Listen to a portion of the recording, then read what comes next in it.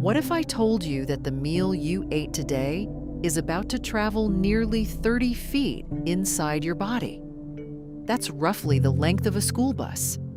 From the moment it touches your lips to the moment it leaves your body as waste, your digestive system performs a perfectly timed biological sequence involving powerful muscles, strong acids, specialized enzymes, nerves, blood vessels, and trillions of bacteria working together in harmony.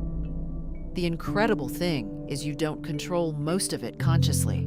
You don't feel every chemical reaction or muscular contraction. Yet this system operates flawlessly every single second to extract energy, build tissues, repair cells, produce hormones, support immunity, and keep you alive and thriving.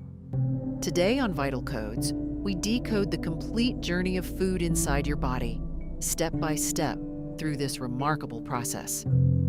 Chapter 1. The mouth. Where digestion begins. Digestion actually begins before you even take the first bite. When you see, smell, or think about delicious food, your brain instantly activates the salivary glands. This anticipatory response is called the cephalic phase of digestion. It gets your entire digestive tract ready by increasing saliva flow and preparing stomach secretions. Once food enters your mouth, mechanical digestion starts immediately. Your teeth are perfectly designed for the task. Sharp incisors cut and slice, pointed canines tear tough meat and fibers, and wide molars grind everything into tiny particles. This physical breakdown is essential because it multiplies the surface area available for enzymes to attack. Simultaneously, saliva mixes in. This watery fluid softens the food. Mucus lubricates it for smooth passage. Antibacterial agents protect against germs, and the key enzyme salivary amylase begins breaking down starches from bread, pasta, and potatoes into simpler sugars like maltose. Your tongue is highly active too. Covered with thousands of taste buds that let you enjoy flavors, it constantly repositions the food to ensure complete mixing with saliva. Over time, the chewed food transforms into a soft, cohesive ball called a bolus. When ready, the tongue pushes this bolus to the back of the throat to start the swallowing reflex. Chapter 2. The esophagus. Movement without gravity. Swallowing begins as a voluntary action you control, but quickly turns automatic. As the bolus moves back, the epiglottis, a small leaf-shaped flap, swiftly closes over the windpipe. This prevents food from entering your lungs and causing you to choke.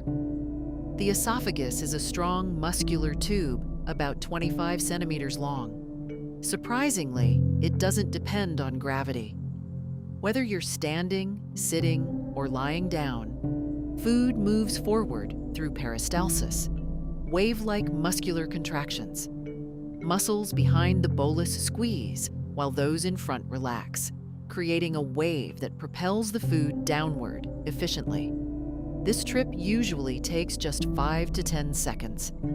At the lower end, the lower esophageal sphincter opens like a smart valve to let food into the stomach, then closes tightly.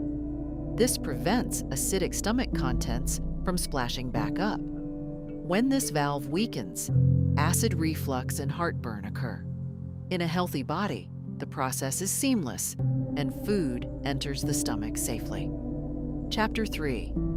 The stomach, a powerful chemical chamber. The stomach is a J-shaped, highly muscular and expandable organ. Empty. It's about the size of your fist.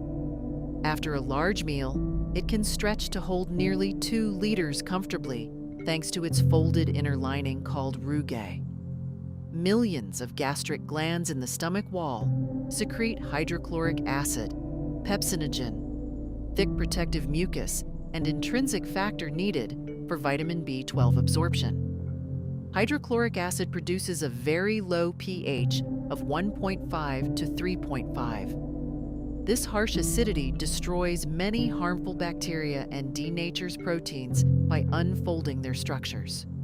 It also converts pepsinogen into active pepsin, which starts slicing proteins into smaller peptides.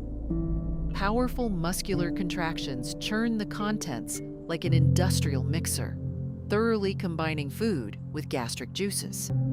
The result is a semi-liquid paste called chyme. The stomach doesn't empty everything at once. The pyloric sphincter regulates the slow release of small amounts of chyme into the small intestine. Digestion time varies. Liquids pass quickly, carbohydrates take 2 to 3 hours, proteins longer, and high-fat meals can stay up to 6 hours.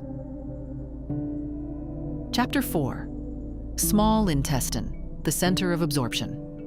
The small intestine is the main site of digestion and nutrient absorption.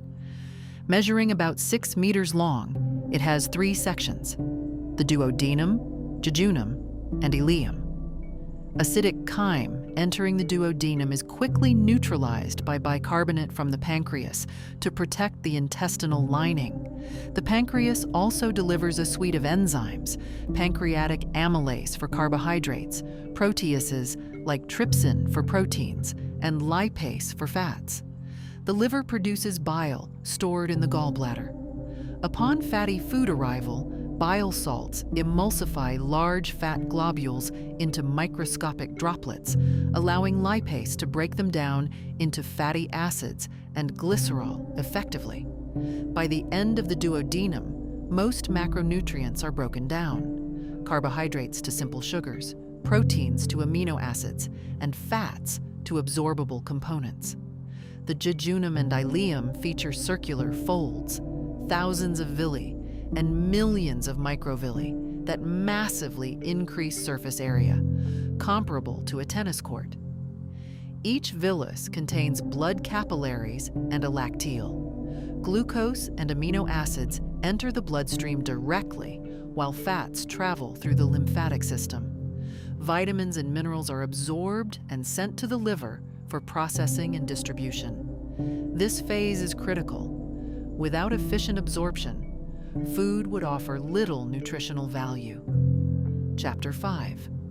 Large intestine: water, bacteria, and waste. What remains after nutrient absorption enters the large intestine, about 1.5 meters long. Its primary role is absorbing water and electrolytes while forming and storing waste. Entering material is still liquid. As it travels through the colon sections, ascending, transverse, descending, and sigmoid, water is reabsorbed, turning the contents into solid feces. Home to trillions of bacteria forming the gut microbiome, the large intestine is a fermentation chamber. These beneficial microbes break down remaining fiber, produce short-chain fatty acids for colon health, synthesize vitamins K and B, and support immune function and reduce inflammation. This process takes 12 to 48 hours. Once formed, feces move to the rectum and are eliminated when the body signals it's time.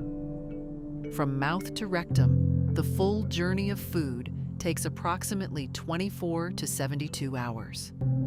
It's an extraordinary coordinated process of mechanical breakdown, chemical digestion, enzymatic action, nutrient absorption, and microbial collaboration. Every meal is converted into energy for movement, materials for muscle and bone, hormones for regulation, immune cells for protection, and building blocks for life. Your digestive system is far more than a simple tube. It is an intelligent, dynamic biological network working tirelessly behind the scenes to sustain you every moment of every day.